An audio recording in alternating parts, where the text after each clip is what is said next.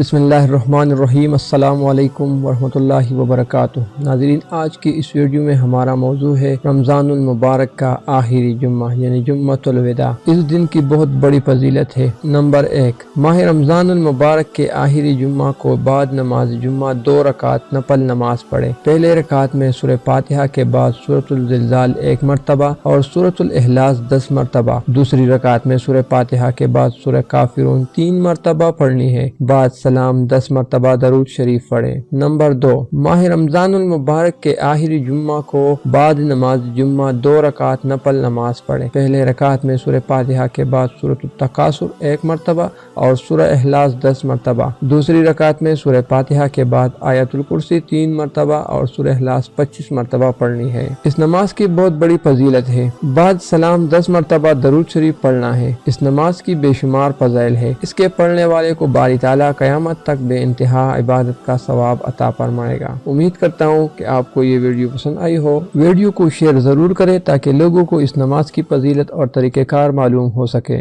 جزاک اللہ۔